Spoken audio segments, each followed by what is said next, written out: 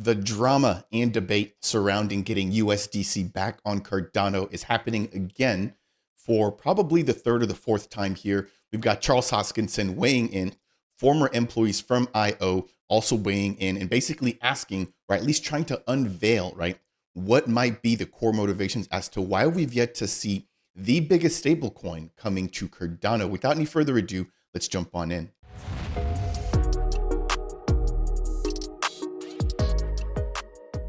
What's up, Ada Gang? Welcome to Dapp Central, your home for everything blockchain and crypto. As a part of today's video, as I've just laid the foundation down, we've got an interesting bit of commentary coming in from Charles Hoskinson himself around the reasoning as to why we've yet to see USDC launching on Cardano. Now, of course, one of the big sort of key points is the fact that Cardano is non-EVM, and for the most part, USDC is launched and currently supported on EVM-based networks. So from a technical perspective, yes, it would require a little bit of a lift, but there's also another piece that we have to highlight, which is the financial perspective. So we're going to dive into a particular post that was made about 2 days ago. And as of late, Charles has now sort of put his 2 cents, or at least shared his perspective as to what might be going on. Now, before we dive into any of that, if it's your first time stopping by the channel, first off, welcome in. Consider subscribing for more content just like this, highlighting everything going on in Cardano. Number 2, if you're a reoccurring viewer, make sure to smash that thumbs up on the way in. I definitely do appreciate it. By far, one of the easiest ways to support me as a content creator. And if you have any questions, comments, or concerns, or maybe you just don't agree with what I'm mentioning here, leave a comment down below. Now, if you want to take your support even further, consider delegating with either of the 2 Dapp Central stake pools, both sharing the stake pool ticker DAPP. As always, thank you for your contributions there and here on YouTube. So without any further ado, let's just dive right on in here. I'd be highly surprised if you're watching this channel and have never heard of USDC, but if you haven't, it's by far the biggest fully backed digital dollar when it comes to the crypto space. We've seen billions of it deployed across multiple networks. Taking a look here, we have in circulation over $45 billion, with the reserves right around that amount, 45 billion. In the last 7 days alone, nearly $4 billion issued and almost $3 billion redeemed. Again, we've got all of the different information here and really just being transparent, right? When it comes to what is out there, what's currently supported, what isn't, etc. from Circle. So kudos to them. I'll leave the link to this down below. Now let's jump into some of the recent information here, with some of this being speculative. So we got Matteo Netu, who I believe is a former IO employee, breaking down their perspective as to what Charles might be doing, or what Charles has done as of late when it comes to getting USDC on board into Cardano. Now, of course, this is complete speculation, but Matty, who I'll refer to for short moving forward, basically breaks down what Charles is saying to the public versus what Charles is actually thinking versus sort of what covertly Charles is trying to do. And then there's the bottom line here. And then the fact that the Cardano community actually wants USDC and USDT on Cardano. Now, for the sake of time, I'm not going to be able to read all of this, but in a nutshell, Matteo Netu is basically alleging that while Charles might say, or might publicly say that, hey, we're trying to get USDC on Cardano, that he actually doesn't want this because, again, this would lend a lot of power and a lot of leverage to USDC or Circle if they were integrated into the Cardano ecosystem. Now, there's been a couple of videos which I've released in the times past. I'll leave the links to those down below. But in a nutshell, we've heard the fact that money was not an issue, and that Circle is asking for somewhere of around 8 figures. Now, that means anywhere between $10 million all the way to $99 million. But with the post that I'm going to share with you in just a minute here, it sounds like it's right around the middle at about $50 million. Now, what's crazy is that it seems like there could have been an opportunity in times past, or at least in 2021, where the Cardano Foundation could have actually onboarded Circle and brought USDC into Cardano. However, there's one big catch that I want to break down at the end of today's video, so definitely make sure to stick around for that.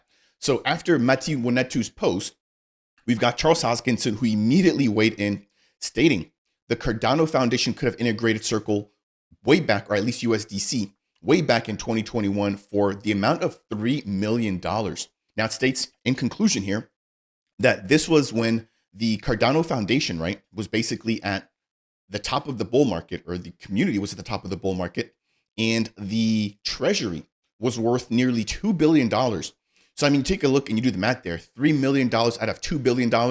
That's a drop in the bucket, right? Really not that much given how much ADA was valued at the top of the market, again, back in late 2021.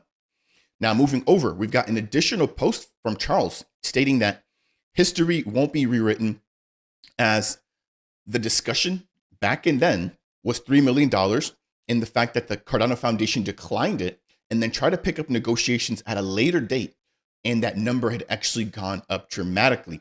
Now, this is one of the key problems here with Circle. If they're able to sort of name their price and basically just on the fly change whatever value it is that they want people to pay to integrate into a particular blockchain, that is already enough leverage to where, yes, maybe when they are onboarded, they could cause or stir up, the hornet's nest and continue to make demands because they know that they have the initial leverage and the fact that we want them. And when I say we, I'm referring to the majority of the Cardano community want USDC more than they need Cardano. Again, I know that some people are torn. Some people are like, hey, we don't even want USDC in the first place. It's centralized. It has freezing mechanisms. It has blacklisting mechanisms. They're looking for clawback systems, etc. Let's just get that out of the way. Let's just say, for the sake of this particular video, the majority of the Cardano community do want to get USDC on board. At the end of the day, USDC doesn't need Cardano. As we just saw there, $45 billion in terms of reserves. They're completely fine with ETH, Tron, Solana, and all of these other networks that support USDC. And so again, they already have the upper hand. If we're to bring them in, I think that that would really show that we are more desperate for USDC than they are for us, and that they may potentially try to use that in sort of, I don't want to say blackmail, it's not really the right term there, but they may try to use that as leverage to continue to make more demands from the Cardano community. Now, in closing of Charles' statement here, he states, IOG was never involved in negotiating with Circle, and we've never had an opinion one way or the other as to whether or not they should come to Cardano. Now, I do want to be fully transparent here. Charles, I think, has been more or less outspoken about them not coming here because of the fact that, yes, they as a entity already control the majority of stablecoins.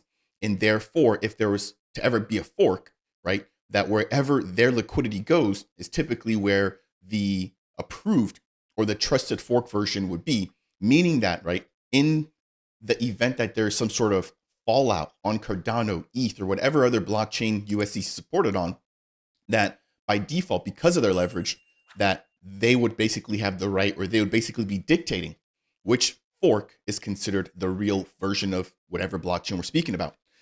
And so again, I'll try to dig into and at least leave links to everything that I'm mentioning down below. But I think for the most part, Charles has made it very clear that he does not want USDC to come to Cardano. And so even though he's saying that IO was never involved, I think personally, just from him speaking and me listening into prior conversations, it does sound that way. Again, I'll leave a link to a video down below. Now, moving over into Charles's last tweet, he mentions the fact that Circle isn't rushing to integrate any non-EVM chain, and that IOG's basically had nothing to do with this particular issue, and that they've been dragged into this repeatedly. And the fact that people have basically looked directly to Charles for him to actually fund whatever 8-figure value that Circle is looking for, which I definitely do agree, that should not be the case. That funding should either come from one of the founding entities, not Charles himself. So that's IOG or Mergo or the Cardano Foundation, or they basically just split it 3 ways, right? But it should not be coming directly from Charles. It's not necessarily his responsibility, even though, yes, that's probably something that he could potentially do if he really wanted to do so. Now, he states here, the community clearly wants USDC, and the community clearly wants liquidity for Cardano native assets, which, of course, I definitely agree with that there as well. And the fact that we want better Oracle support. And again, this ties back to a recent conversation where there was talks about integrating Chainlink into Cardano back around 2021. And that also did not happen. So again, a lot of unkept promises, which is why I think we're seeing posts like these, which are a little bit more aggressive, right? Or at least they show agitation, right, towards these things not being completed. So I think, again, it is okay for people to state this, but one of the biggest things that we have to do is make sure to be respectful, right, at all times. In closing here, the Cardano Foundation could do all these things or leave it to the budget in reference to, CNT liquidity, getting USDC on board, bringing on better Oracle support. But his issue in particular is the fact that why they recuse themselves from all of this, They also want to sabotage the latter by voting against the Cardano annual budget. That way everybody loses. So not only are they saying, hey, we didn't, mess up the deal beforehand, he's also saying that the Cardano Foundation is also trying to sort of put their hand in the pot and sort of stir things up when it comes to the annual budget, which we're expecting to hopefully be voted on very, very soon. And so he states here, keeping the lights on is a code word for the mid 8-figure or less amount that USDC or Circle is charging. And there isn't enough funding to cover the ecosystem, its growth, or future integrations and marketing, even if IOG works for free.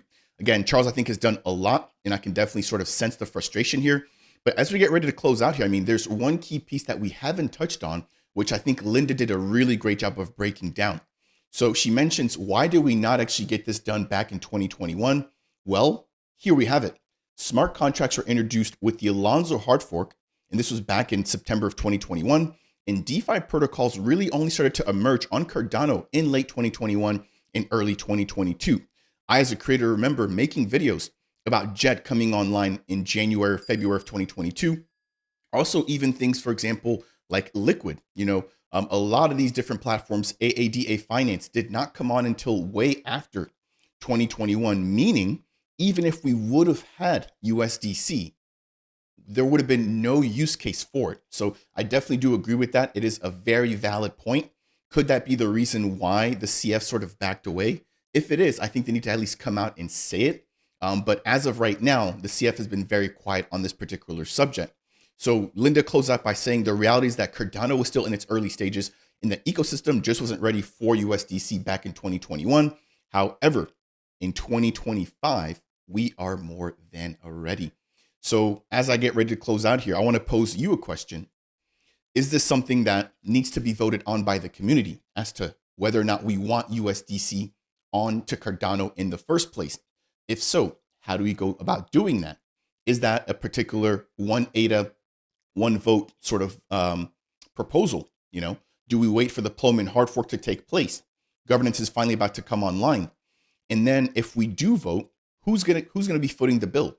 Do any of the 3 founding entities have the duty to provide funding for that? Or does that come solely out of the Cardano treasury?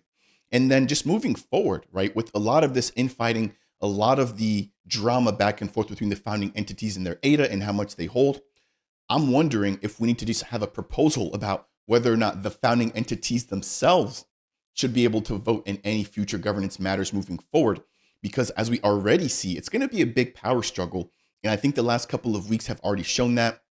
Charles being very vocal about, the Swiss-based foundation, their board members and how they come on. Now it's about USDC and the CF not following up. So a lot of infighting, for lack of better terms, between the founding entities. And I think that could only get worse moving forward unless the community comes together and figures out a way to make sure that those founding entities can weigh in without necessarily swinging votes like we potentially saw with the latest Project Catalyst funding round, where that was also another issue. And so that said, let me know what your opinion is down below. A lot going on here in Cardano. As always, if you found this to be informational or helpful, please make sure to smash that thumbs up. I really do appreciate it. If it's your first time stopping by the channel and you want more content just like this, consider subscribing to the channel. And last but not least, if you have any questions, comments, or concerns, leave those down below. That said, and as always, I'll see you guys in the next video. Cheers, everybody. Take care.